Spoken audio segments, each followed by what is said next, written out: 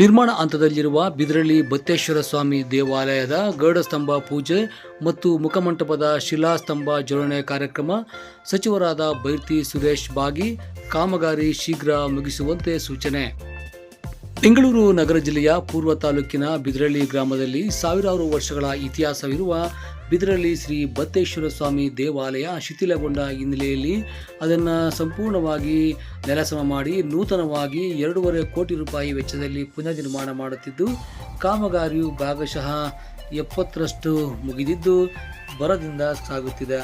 ಇನ್ನು ನಿರ್ಮಾಣ ಹಂತದಲ್ಲಿರುವ ಈ ದೇವಾಲಯದ ಗರುಡಸ್ತಂಭ ಪೂಜಾ ಕಾರ್ಯಕ್ರಮದಲ್ಲಿ ಸಚಿವರಾದ ಬೈರ್ತಿ ಸುರೇಶ್ ಅವರು ಸೇರಿದಂತೆ ದೇವಾಲಯ ಆಡಳಿತ ಸಮಿತಿಯ ಅಧ್ಯಕ್ಷರಾದ ಜಗದೀಶ್ ಅವರು, ಕಾರ್ಯದರ್ಶಿಯಾದ ಸುರೇಶ್ ರವರು ಹಾಗೂ ಉಪಾಧ್ಯಕ್ಷರಾದ ವೆಂಕಟಪ್ಪನವರು, ಜಯರಾಮ್ ರವರು ಸೇರಿದಂತೆ ಕಂಬಿ ಯಜಮಾನರುಗಳಾದ ಸುರೇಶ್, ಯೋಗೇಶ್, ಬೋಳಪ್ಪ, ಮುನಿಯಪ್ಪಯ್ಯ, ಮುನಿರಾಮಯ್ಯ, ನಾರಾಯಣಪ್ಪ ಸೇರಿದಂತೆ ಆರಕ್ಷಕ ನಿರೀಕ್ಷಕರಾದ ಚೇತನ್ ರವರು ಹಾಗೂ ಎಲ್ಲ ಕುಲ ಬಾಂಧವರು ಕೂಡ ಪೂಜಾ ಕಾರ್ಯಕ್ರಮದಲ್ಲಿ ಭಾಗವಹಿಸಿದ್ದರು.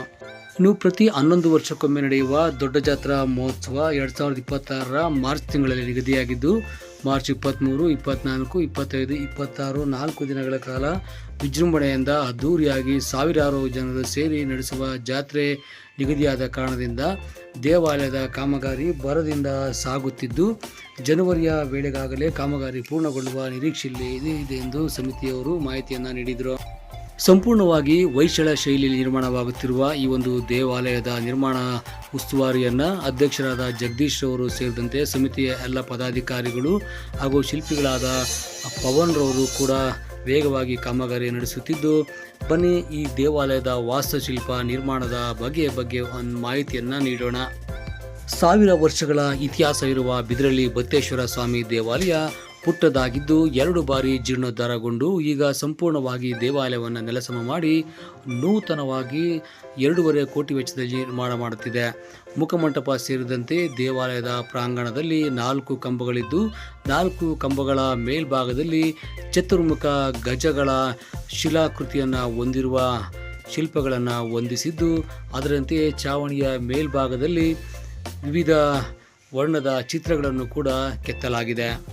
ಮಂಗಳೂರು ಶೈಲಿಯಲ್ಲಿ ಗರ್ಭಗುಡಿಯನ್ನು ನಿರ್ಮಾಣ ಮಾಡಿ ಗರ್ಭಗುಡಿಗೆ 5 ಮೆಟ್ಟಿಲುಗಳನ್ನು ಸ್ಥಾಪನೆ ಮಾಡಿದ್ದು, ದೇವಾಲಯದ ಯಾವ ಭಾಗದಿಂದ ನೋಡಿದರೂ ಕೂಡ ದೇವರ ವಿಗ್ರಹ ಕಾಣುವಂತೆ ನವರಂಗ ಹಾಗೂ ಶಿಲಾಮೂರ್ತಿಯ ಪ್ರತಿಷ್ಠಾಪನೆಗೆ ಸ್ಥಳವನ್ನು ಕಲ್ಪಿಸಲಾಗಿದ್ದು, ಹೊರಭಾಗಕ್ಕೆ ಬಂದರೆ ಕಿಟಕಿಯ ಕೆಳಭಾಗದಲ್ಲಿ ಗಜ ಪಡೆಗಳ ಸಾಲನ್ನು ಹೊಂದಿದೆ. ಹಾಗೆ ದ್ವಾರ ಬಾಗಿಲಿನಲ್ಲಿ 2 ಕಡೆಯಲ್ಲಿ ಕೂಡ ದ್ವಾರಪಾಲಕರ ಚಿತ್ರ ಮತ್ತು 6 ಜಾಲಾಂಧ್ರ ಅಂದರೆ ಶಿಲೆಯ ಕಿಟಕಿಗಳನ್ನೇ ಕೂಡ ಮಾಡಲಾಗಿದೆ.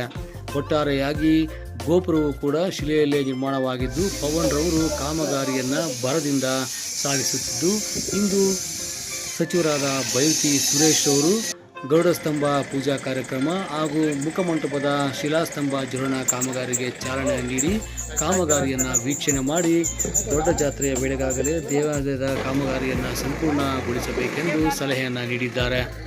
ಸಚಿವರಾದ ಬೈರ್ತಿ ಸುರೇಶ್ ಅವರನ್ನ ಬಿದರಳ್ಳಿ ಬತ್ತೇಶ್ವರ ಸ್ವಾಮಿ ಆಡಳಿತ ಮಂಡಳಿಯ ಎಲ್ಲ ಸದಸ್ಯರು, ಪದಾಧಿಕಾರಿಗಳು, ಕುಲಬಾಂಧವರು ಪಟಾಕಿಯನ್ನು ಸಿಡಿಸುವ ಮುಖಾಂತರವಾಗಿ ಸಡಗರ ಸಂಭ್ರಮದಿಂದ ಬರಮಾಡಿಕೊಂಡರು.